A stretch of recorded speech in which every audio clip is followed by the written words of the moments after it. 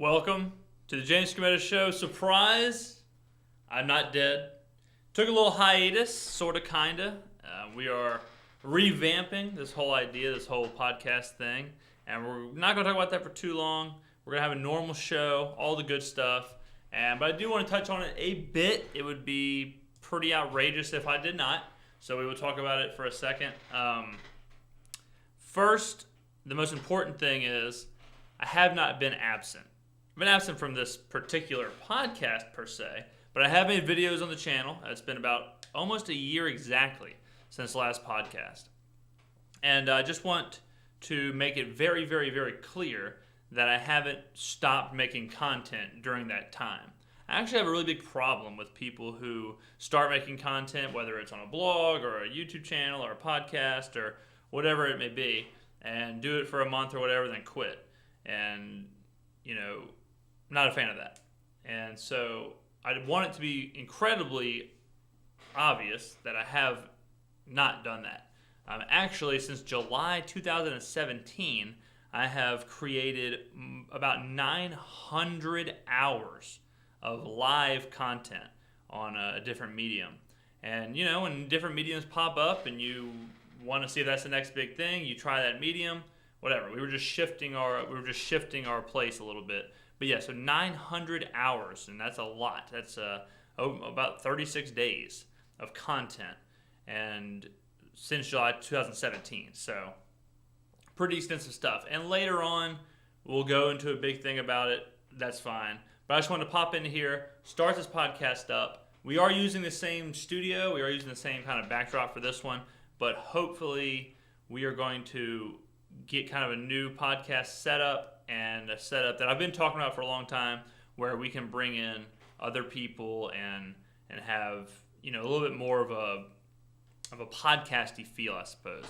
But yeah, that's all in the works. And yeah, I could have just waited, and I was thinking about just waiting until it was all set up. But I said, you know what, screw it. I'm just going to go in straightforward and just get a podcast in the can, start the process, do the damn thing, and we can take care of house cleaning later.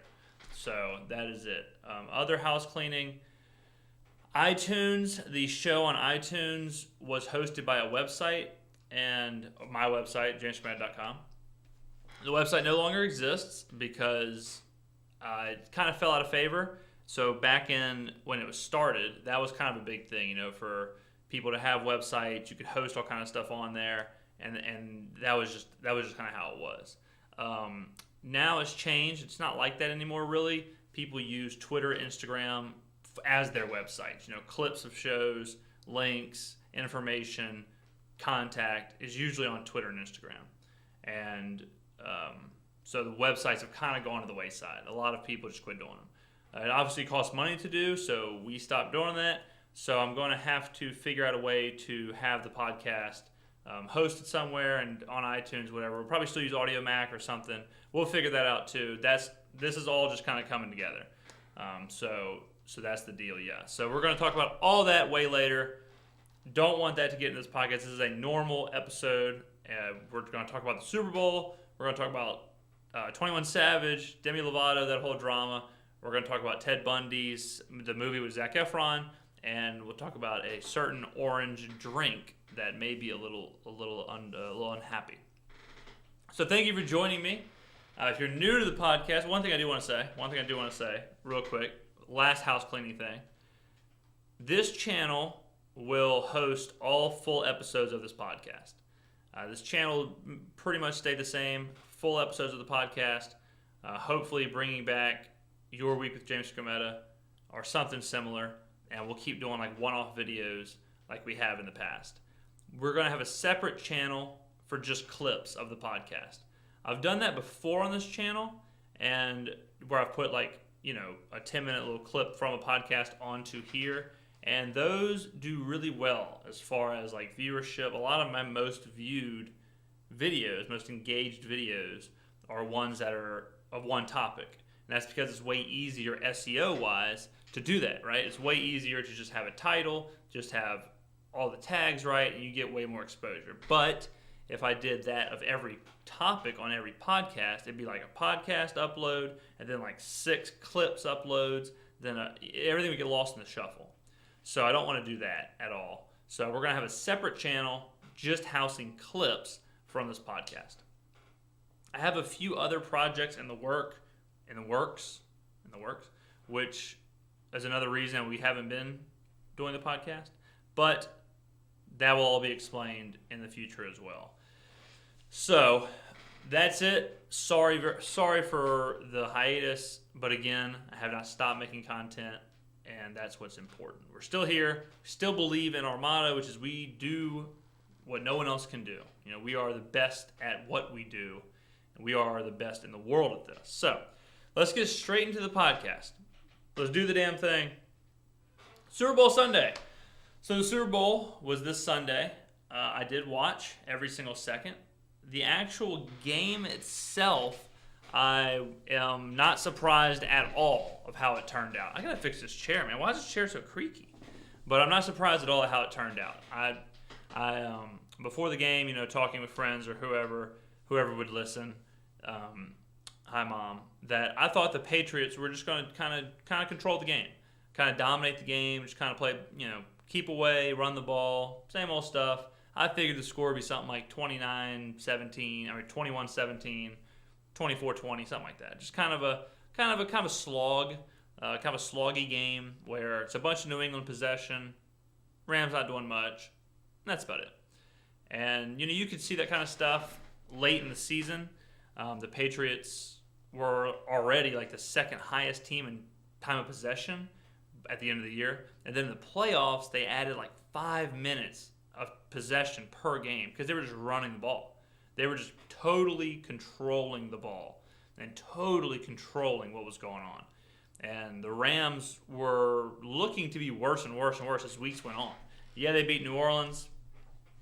I was in the Dome, by the way. And, that was another good example where they were down 14 points. They ended up winning 26-23 in extras. Like they weren't scoring a ton of points. They weren't this dynamic Rams offense that we thought they were. And then if you watch the Kansas City New England game immediately after Rams and Saints, then it was super apparent that the Rams were nowhere near as good as either of those teams, nor the Saints. I don't think the Saints would have beaten New England or Kansas City as well. And so I wasn't too surprised with the actual game. It was a hellacious game to watch. It was incredibly boring. But, that's football sometimes. Sometimes that's why I think people, whenever people say things like, oh, the game is fixed, or oh, games are fixed, or oh, the NFL wants the Rams to be in the Super Bowl, well, I guarantee you the NFL didn't do all the stuff that they did to get the Rams in the Super Bowl for the Rams to score 3 points. So if you are one of those people that believe that games are fixed, or the NFL is fixed, then it's going to be hard for you to explain why the Super Bowl wasn't fixed. Even if they don't fix the result, at least fix the game to where it's, 53-51 in an absolute shootout war, not a, whatever it was, 13-3, just miserable game. So that should be a pretty good reason to understand that the NFL is not fixed, But some people will always just believe what they believe. So let's go to the Patriots for a little bit here. So and excuse me if I'm rusty. This is the first podcast back in almost a year. But we aren't, we don't do editing in the podcast. But we don't cut the podcast. We may edit as far as like different overlays and stuff, but we're not going to cut, pause, I go get a water break, come back, finish it. So how do the Patriots keep doing this? 6 rings for Tom Brady, and this may be the most impressive, really. The team is not that good. The parts of the team are really good. The offensive line is really good. The quarterback is really good. The head coach is really good. But that's about it. He's got a Gronk who barely can walk. Every time he does anything, it always looks like it's the hardest thing of all time for him to do. So he's got no other receiver. Like Julian Edelman is next, but Julian Edelman, if you look at his career numbers, yes, he's good with Tom Brady, but if you look at his career numbers, he's just a pretty average guy, and as far as his individual ability. And then running backs, they're alternating between Rex Burkhead, Sonny Michel, and James White. James White plays more of a receiver, And then the defense is a bunch of guys who, relatively nameless fellows, who just kind of do their damn thing. And somehow this team, who everyone wrote off during the season, when they got rid of Josh Gordon, everyone wrote him off. When they lost to Miami, everyone wrote off. And they just get in the playoffs, find a way to do it, go on the road against Kansas City, and win. Play the Rams, win. It's crazy. It's really crazy. It's just, I think it's a combination of a few things. I think it's a combination of a team totally buying into a culture and totally buying into, we are going to win. Bottom line, we're going to win. Don't care what anybody says about it. We're going to win. Whatever happens in between us and winning doesn't really matter, because everything in the middle there is going to lead us to winning. And that's what they do. And then on top of that, the most important part is they have a quarterback who is the best quarterback of all time, and he has a totally unsatiable desire to just be the best and win. A very Michael Jordan-esque type deal where as long as he's on the field, nothing else really matters. Doesn't really matter how much you're down. Doesn't really matter how good the other team is. You're just always kind of in the game or expected to be in the game because he's in the game. If Michael Jordan, doesn't really matter who's around him, if he's playing in his prime, or even not in his prime, but when he's still in the NBA, if he's on the court, you've got to feel like, well, we have a chance. We've got this guy. And if that guy has that same mindset that, I'm going to go win like Tom Brady does, then good things happen. So I think the Patriots just are a product of the system, a total machine, hell-bent on winning, hell-bent on dominating and being in those spots and being that damn good. And Bill Belichick is an amazing coach as far as the X's and O's and all that stuff, but he's also he is a perfect guy to run that assembly line that they have. The perfect guy to keep everything in check, all the egos in check, everything in check. He only has what he needs to make that system go, and that's it. Just like the Super Bowl, right? I mean, you think Bill Belichick lost any sleep that it was 13-3? No. I got a feeling Bill Belichick wouldn't have lost any sleep if it was 1-0. He just wants to win, and he just wants people around him that are going to win. I mean, they had a ton of stuff happen this year, and to have Josh Gordon just get cut, your number one playmaker pretty much, get cut towards the end of the year, see ya. What do? Go and win the Super Bowl. No one was talking about him during the season. I think we talked about it in a video or somewhere, but we said that, has there ever been an NFL season where the Patriots were just an afterthought? Because at that time it was like Saints, Rams, Chiefs. The Patriots were maybe the fifth best team in a lot of people's eyes. And as long as they have Tom Brady, you just can't count them out. Bottom damn line. But one thing I wanted to talk about with the game and the playoffs in general is Todd Gurley. This is something that I think is really interesting now that the NFL and football is just kind of how it is now with gambling and sports betting and just how big it's gotten. So the NFL has always been big. The NFL owns a day of the week, for God's sakes. They bought a day of the week from God, and they're huge. The NFL is the end-all be-all as far as entertainment, sports, a brand, business, whatever. Well, they're getting so big that certain things I don't think will be pushed under the rug any longer. And specifically, Todd Gurley is what I want to talk about. So against the Saints, Todd Gurley in the NFC Championship game had like 4 carries for 10 yards or something. And everyone was wondering, like, why are they not using Todd Gurley? He wasn't on the injury report, was not on the injury report at all, totally cleared by Ram staff. And the $100 million man that he is, highest paid running back in the league, one of the best players in the NFL, gets 4 carries for 10 yards in the biggest game of their season, the biggest game of his career, the NFC Championship game, on the road when they're down 14. But they win, so all is forgiven. Go to the Super Bowl. Todd Gurley, now the biggest game of his life, again, totally medically cleared. And this is 2 weeks after he was totally medically cleared against the Saints, and 3 weeks after he had played really well against Dallas in the playoffs. And Todd Gurley gets something like 10 carries for 35 yards in the Super Bowl. And C.J. Anderson is still catching passes and going out wide and stuff. And I think that you could make a true case for some kind of lawsuit where, as a bettor or as a fan or a viewer or whoever, to have Todd Gurley playing and what you believe is to be medically cleared 100%, and then for him to not get the carries or, maybe he is hurt. Maybe he actually is hurt. And if he actually is hurt, that's kind of my thing.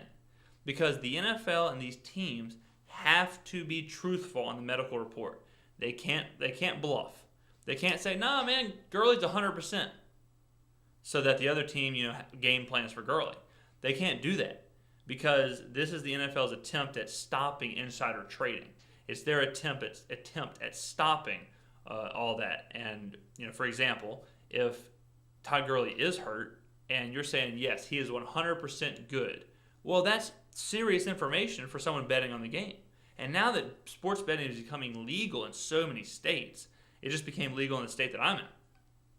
And it's becoming such a big business, sports betting, that there's a lot of money that goes into that information that we are perceiving is correct.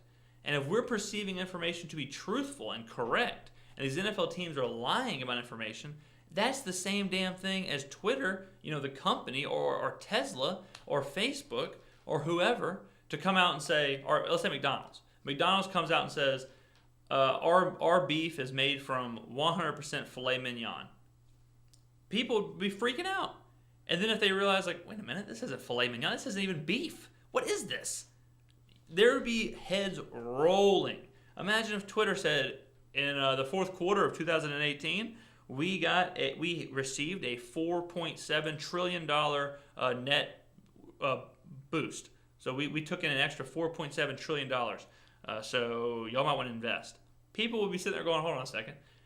I don't think you did Twitter. And once they checked, Twitter would be in a lot of trouble. You can't just release false information like that. And if you do, then you get in a lot of trouble. The NFL is going to be it should be the same way. But now with all these bettors and all these casinos on the hook for all this stuff, I would not be surprised at all if we saw a lawsuit regarding something like this. Regarding a player saying he was hurt when, just like Gurley saying, "I'm not hurt," when he really is hurt. You can't do that. The climate is, you can't do that in this climate. You can't lie. You can't trick other teams. You can't trick the viewers. You can't trick the bettors. So I think the Todd Gurley thing is kind of the first little wrinkle, but something that I definitely wanted to bring up here, and something that I want all of you to keep an eye on.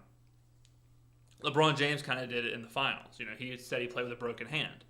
Okay, well, if LeBron James has a broken hand, that needs to be on the medical report, because the medical report is supposed to be 100% factual and is given out to the public. So if the public thinks that LeBron James is 100% correct or 100% healthy, and $100 million gets bet on the Lakers because they think LeBron James is healthy and he actually has a broken hand, that's kind of a fishy situation. It's kind of a tough spot, right? It's along the same lines as insider investing or just flat out lying.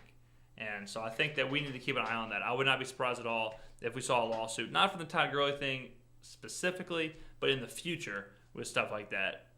Those days of kind of the underground, shady kind of things, those days are over. There's too much money, too many people have their eyes on this now.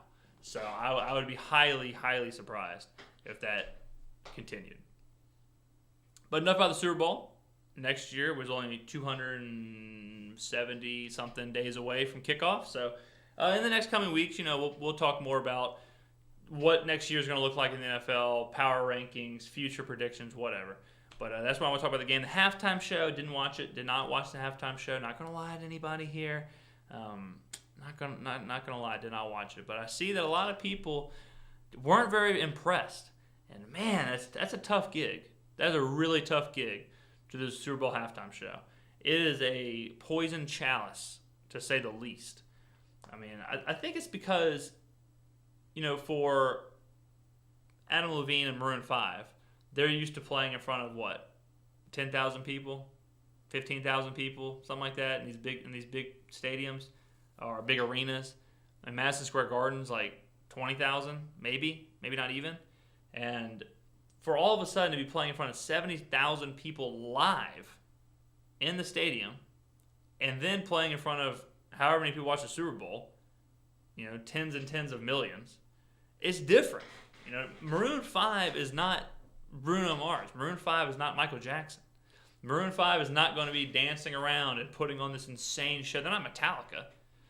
So I think it's really tough for, imagine if you got John Mayer to play the Super Bowl. I saw John Mayer live. One of my favorite concerts of all time. He was incredible. Uber talented. Saw him at the Smoothie King Center in New Orleans. Probably 12,000 people there, maybe less, maybe 10,000 people there. And he had an incredible show. But he couldn't have done that show in front of 70,000 people and 50 million people watching on TV. It's just not going to work. It's not going to be, it's not realistic to expect them to put on some outrageously insane show. And it's kind of getting to the point to where it seems like it's Bruno Mars or bust. Give me somebody who's going to be dancing all over the place, a Bruno Mars, basically. And so it's tough. But I like Maroon 5. I didn't watch the show, but I know they're getting a lot of stick. Justin Timberlake got a lot of stick last year, and because he was the same deal. He's not built to put on that show. I say get Metallica. I'm not even a huge Metallica fan. But just shut everybody up. Get everybody in there and say, all right, you wanted a show? Well, here you go. This guy's literally drinking blood. So congratulations. That guy just lit another man on fire with his guitar. Congratulations. Look what you've done now. A note on the Super Bowl. This is very, very encouraging for fans of soccer in the United States. The MLS Cup, which is like the Super Bowl of the MLS.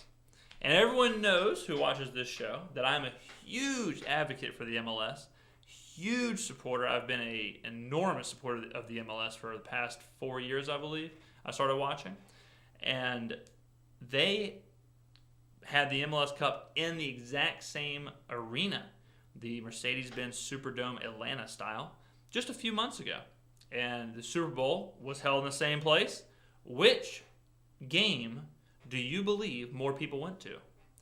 The answer, my friends, is the MLS freaking Cup. That's right. The MLS Cup had 73,000 people in attendance, and the Super Bowl had right over 70,000. So the MLS Cup had more people in attendance than the NFL's MLS Cup. That is incredible. And yes, I understand that is probably because of things like ticket prices. The Atlanta United MLS team played in the MLS Cup. So they had a hometown team there. So yes, there are some variables, but still, the fact that the MLS Cup, I don't care what the reasons are, the fact that they could compete with the Super Bowl on that level, not just compete, but be bigger, that is unbelievable and really shows the growth of domestic soccer. So kudos to the MLS for winning, even though they weren't in the game or in the conversation at all until now. But the MLS starts in March, I think. So about a month away from that. So guys, I've said it a million times on this show. Invest in domestic soccer if you are a soccer fan. Quit watching only the European leagues. Watch the American game. The MLS is awesome, an incredible league. Make sure you watch it. A lot of other people are. Okay. All right, so let's get off the Super Bowl. I promise we talk about some other stuff. I did not expect to go over 20 minutes on the Super Bowl. During the Super Bowl, right when I think I'm out, they pull me back in. But there was a tweet from Sunny D, the orange juice drink, or the orange drink, not juice, but the orange drink.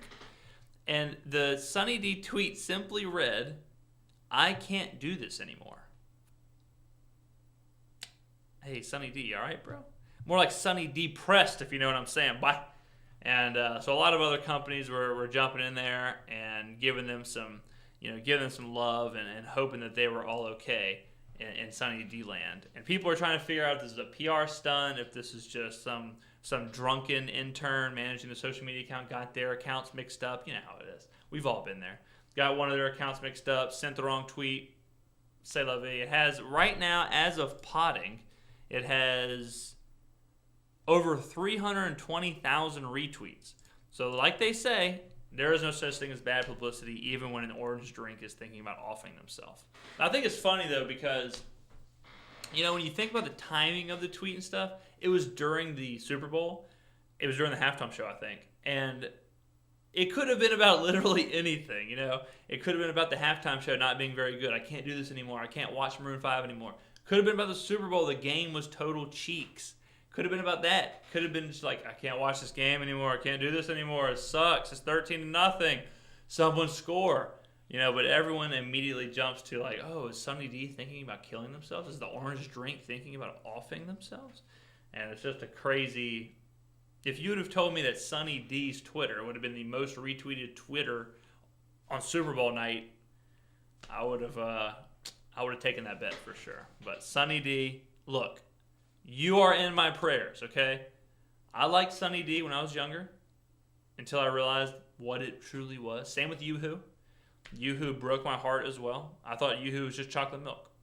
And I was about, I would say 22 years old, and I got a Yoo-Hoo from like a gas station or something, or maybe somebody had one. And I looked at it and it said chocolate drink. And I'm like, oh, they left out the milk part, Brev. Look at the ingredients. No milk. It's chocolate water. Limp Bizkit had hot dog flavored water. Yoo-Hoo has chocolate flavored water. So it is what it is, man. Sad, sad days for the orange drink. Sunny D, keep your head up. Keep your freaking head up, man. I'm here for you. All right, next story. 21 Savage. This is insane. This story is crazy. So 21 Savage, real name, I don't know if this is his real name. 21 Savage, Shia Ben Abraham Joseph, was arrested Super Bowl morning by ICE, the Immigration and Customs Enforcement Group, for overstaying his visa. Get this, and if you haven't heard the story yet, you might want to sit down. 21 Savage is from the United Kingdom. Sir 21 Savage, Sir 21 of Savage himself, was arrested and is being threatened with deportation. It's a really bad situation right now. But it's like the movie Coming to America with Eddie Murphy, but it actually kind of works or something. He's been here. So let me back up. So 21 Savage is born here, in the United Kingdom, across the pond. Comes here when he's like the first grade, and lives here for 20 years. So he has been here for 20 years, and his visa expired, I believe, in 2006, and I think he didn't realize it. What else? And he reapplied sometime in 2017, and it's just on hold right now. But how insane is that? This dude is a huge, major celebrity. Man's has songs with Drake, right? Huge celebrity. He's got like 3 kids. J. Cole talks about him all the time.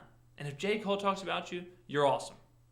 And out of how do you just sit at home in your mansion or whatever with Drake on the phone, and you're just like, man, I feel like there's something I should be doing. I feel like there's something. What is that?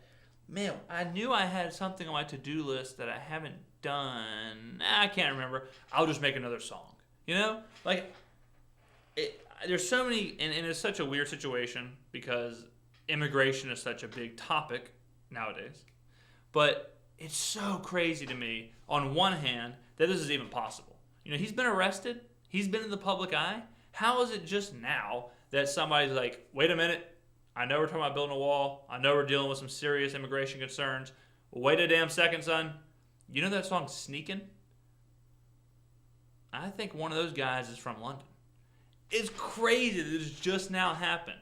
I mean, like I told you, his visa expired in 2006. 2006. It's 2019. That's 13 years ago. Math checks out. 13 years. And all of a sudden now, it's not like this guy's been hiding. Like, if my visa expired, I could see why they wouldn't, they wouldn't be knocking on my door the next day. 21 Savage, I'm sure he's flying all over the place. I'm sure he's passporting and checking in here. I don't know the visa protocol, but I feel like the visa would come up at some point when you're 21 Savage and you're flying everywhere and you're a huge superstar. and you know Drake on a personal level. It is insane, this story. And it is sad because he does have kids and, he has a career and all that stuff. And it's like, why are we deporting 21 Savage or Sir 21 of Savage? Why that? Why him? Of all the people to deport or worry about deporting, why 21? He didn't do anything to anybody besides make great music, and he does make great music. And it's so weird, man. It's so weird because all the people, like when you think about immigration, you think about illegal, people being here that shouldn't be here. You don't think about someone who's lived here for 20 plus years in the public eye. I honestly don't even think about, and I think when you reach a certain level of celebrity, I think that you just kind of take it for granted. I take it for granted, or like any of us take it for granted of how they live their lives. Like I imagine Drake just can basically teleport. Like Drake's in Toronto, boop, Drake's in Los Angeles, boop, Drake's in Houston, boop, Drake's in Atlanta, and no one asks any questions. Like when you're going to a bar or a casino or something, and you get stopped by the bouncer, and he's like, "Hey man, can I see your ID?" I get pissed, and I'm me. I'm 20. I'm not gonna tell you how old I am. I mean, it's just a little private. But I shouldn't be getting asked for my ID. That happened a long time ago. But when I get asked, I'm just like, dude, are you kidding me? I feel like if someone asks Drake, like, "Hey Drake, is your visa up to standards?" Drake would be like, "Yeah, dude, I got a visa for the whole planet. I'm Drake." I feel like 21 Savage is in the same world, where 21 Savage should be like, "I'm welcome everywhere, baby. Have you not heard sneaking? Have you not heard a lot? Come on, man." So, really weird situation with 21 Savage, man. I like 21 Savage. I like his music. Good dude. Don't know him at all. Good dude. But then, of course, we get a little bit of controversy. Demi Lovato. Domo Origato Mrs. Lovato came out on Twitter and said that the 21 Savage memes has been her favorite part of the Super Bowl. Okay. Like anything, the world memed it hard. Memes are a big part of our culture right now, like it or not. And 21 Savage got memed. He got memed on. It happens. Happens, man. Everyone gets memed on. Demi Lovato really enjoyed those memes. A lot of people enjoyed those memes. And the second Demi Lovato enjoyed those memes, all the other people that enjoyed those memes went, What did you say? And Demi Lovato was getting straight heat. Demi Lovato was getting shat on for just saying that, hey man, I'm enjoying these same memes that y'all are enjoying. You know what I mean? Hello, fellow hip-hop fans. I'm really enjoying these memes too. And then she deleted her Twitter. People are flaming her for making light of the 21 Savage situation, especially since she was just in a bit of a rough spot herself, where people were making fun of her on Twitter, and I'm sure she didn't enjoy that. And it's hard for me because I'm always going to side with the side that is, look, nothing is that serious. I've made a lot of jokes about people, on Your Week with James Skrmetta, and I try and keep myself to a certain guideline. Like I don't make jokes about, kids. I don't make jokes about, death or civilian. Like I try and keep it to celebrities and just kind of like, you know what I'm saying. But on the same token, I don't believe that anything should be off limits, really. And it's just kind of up to the person. It's kind of up to the individual and whoever's receiving the joke, hearing the joke, reading the joke, to formulate their own opinion if they think it's funny or not. I think humor is built out of drama. Humor is built out of pain. Not to sound too sniffing my own farts and to making it a big deal. Like writing jokes is not writing an orchestra or a symphony, But I think that once you start trying to reel in comedy and reel in what's funny, it's a really dangerous place. It's a really dangerous place. And, some comedians are for other people and some humor is for other people. One of my favorite comedians ever, or just generally funny people ever, is Norm Macdonald. And a lot of what I've done has been kind of molded from Norm Macdonald and molded from Dennis Miller and these guys who do push the boundaries. Norm Macdonald on his show made a lot of jokes about things that, taken out of context, are really horrible things. The Holocaust, 9/11, whatever. But in the joke, that's part of the joke. Is deciphering the controversial parts of it. And I'm not saying that these meme makers on Twitter that are just making SpongeBob memes are like comedy geniuses, but I think it's really short-sighted and really dangerous whenever you start. Basically, Demi Lovato is being criticized for thinking something's funny. Humor it's for different people. She shouldn't have to apologize for thinking something's funny. Is it a bad situation? Yes, it's a bad situation. She feels bad for 21 Savage. She's not sitting here. She's not the one who deported them. The fact that she sees a meme, and I can't remember what the meme was, but I think the meme was he was writing like rap lyrics, but they used like a feather pen, like very British, and that was it. And yeah, it's like that joke is insensitive in a way, I suppose, but it's also poking fun at the fact that he's actually British, and everyone thought he was from Atlanta. Just like I was calling him Sir Savage of 21 or House 21 or whatever it is. Like, that's not me saying, hey man, I know you're being deported and it really sucks and your kids are here, but you're about to have to go over there, and I know you have this big business, but hey man, screw you, lols. That's not one and the same. Making a joke about something or laughing at a joke about something doesn't mean you hate that thing, or doesn't mean you just like Norm Macdonald, to go back to this. He has a bunch of jokes about, and they're kind of like inside-y jokes about, like the Holocaust or Hitler. That it doesn't mean like he agrees with Hitler. It's just like that's what humor's kind of built out of. And no, not everything should be turned into a joke, but man, these damn snowflakes, right? Am I right? But these people, man, who I just think it's a little overblown. The whole Demi Lovato thing. Again, it's just a joke, man. It's just a joke. It's a joke, as 21 Savage would say. It's a joke. For reals. Last thing we're going to talk about, shows about 40 minutes or so that's good. Last thing we're going to talk about, so Ted Bundy is in the news. Ted Bundy somehow is in the news. I believe it's his 38th anniversary of something. And he has a bunch of movies coming out. A bunch of movies and songs. So, I mean, I tell you what, man, the royalties on post-death movies and stuff and albums, the hell royalty list going up high. We got Michael Jackson getting all these album sales, and now Ted Bundy getting these movies, man, whew. But what I really wanted to talk about was the Ted Bundy movie with Zac Efron. I'm a little sick and tired. And let me know in the comments what you think about this. I'm really interested to know what you think. So, we've all heard how Ted Bundy was a super charismatic, super good-looking, suave guy who basically seduced these college women and ended up killing them. Well, that's all fine. But you don't go cast Zac Efron? There's one thing about being handsome, especially in serial killer standards, where it's like, he was a pretty handsome serial killer. Well, if you're a pretty handsome serial killer, you don't have to be Mr. Universe. You can just be like a 7. And compared to the other serial killers, it's like, yeah, dude, that's actually pretty handsome for a serial killer. But that doesn't mean you're Zac Efron.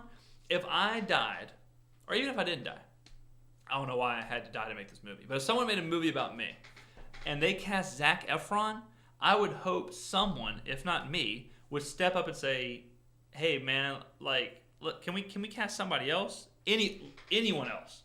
You don't want to be compared with Zac Efron. You don't want to be compared to Zac Efron even when he's playing you, because then when people actually see you, they're gonna be like, wasn't Zac Efron playing you in that movie about you? And you're sitting there and you're like, your facial hair is all screwed up, like it's all patchy. You can't sing or dance at all. You're not ripped out of your mind. You don't have like perfect hair all the time.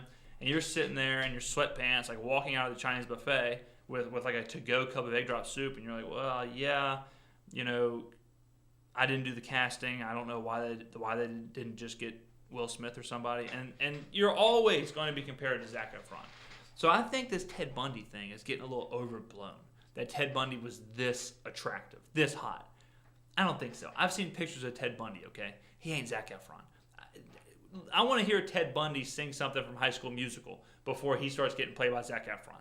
All right? That's all I'm saying about this. Now, of course, the people are saying that it's good that Zac Efron's playing Ted Bundy because that makes it to where it normalizes these murderers. And it makes people think, damn, you don't have to be a monster. You don't have to be Freddy Krueger or Michael Myers or be some freak to be a murderer. You can be a normal guy. You can be someone like Ted Bundy. You know that it's stuff to watch out for. So maybe it's good that they cast Zac Efron to make it a little bit more normal, so people know what to look for. Zac Efron ain't normal. That's the whole point. That's the entire point. You want to cast someone normal? Call James Franco. Is James Franco that damn busy teaching classes at Harvard or wherever he's teaching to play this part? James Franco would have done fine. Christian Bale would have done fine. Zac Efron? That's all I'm saying. You can cast a lot of people who make it look like, hey, because I understand. Up until now, serial killers, they're always portrayed as monsters. They're always portrayed as, yeah, well, that dude has a mustache and wears clown paint on a daily basis. So, yeah, I'm pretty sure I would know if he was a serial killer. But this is kind of making it like, well, maybe that charismatic, handsome guy who has the voice of an angel, maybe he's a serial killer. But I think they went a little too overboard with the over-sexualization of Ted Bundy with Zac Efron. Dial it back a bit again. Christian Bale, one call away. All right, Zac Efron.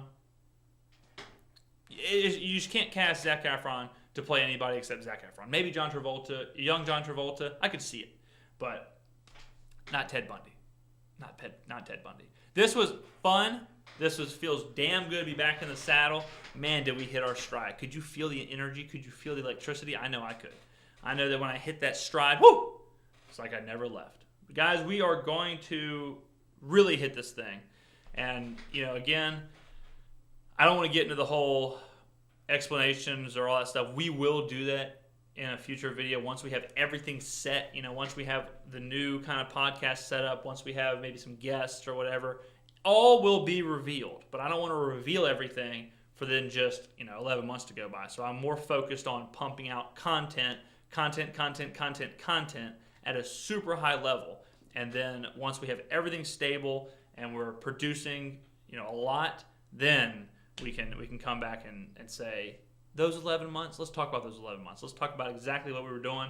Let's talk about what led up to that and what we're going to do now, So that's the plan.